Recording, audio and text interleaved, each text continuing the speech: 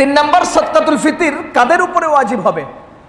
হাদিসের মধ্যে আসছে আন ইবনে ওমর রাদিয়াল্লাহু তাআলা আন قال فرض رسول الله صلى الله عليه وسلم زكاة الفطر صاعا من تمر أو صاعا من شعير على العبد والحر والذكر والأنثى والصغير والكبير من المسلمين।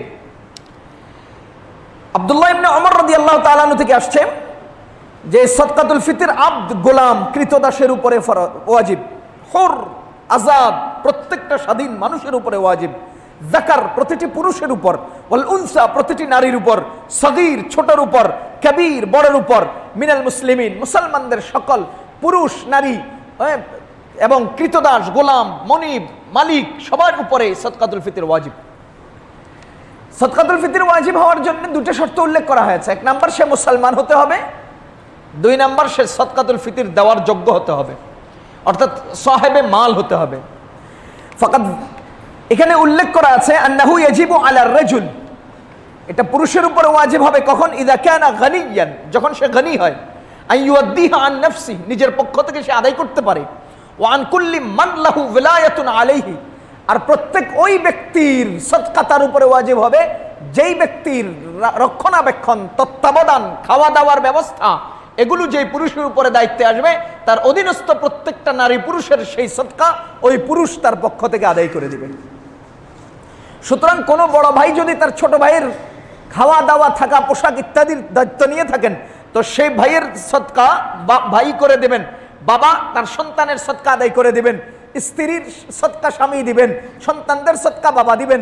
এইভাবে প্রত্যেক উচ্চপদস্থ ব্যক্তি তার অধীনস্থ ব্যক্তিদের সদকা আদায় করবেন। এটাই কিতাবের মধ্যে উল্লেখ আছে।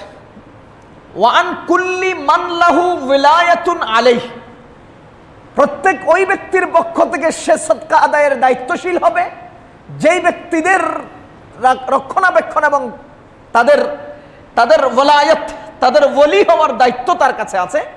যতজন লোকের ওলি তিনি, ততজন লোকের সদকা তিনি আদায় করবেন। সুতরাং যদি কোনো সন্তান নিজে বড় লোক হন, যেমন বাবা তিনিও বড় লোক, সন্তান তিনিও বড় লোক, ভাই তিনিও বড় লোক, অন্য ভাই তিনিও বড় লোক, তখন তারা তাদের প্রত্যেকের নিজস্ব মাল থেকে সদকা ফিতর আদায় করবেন।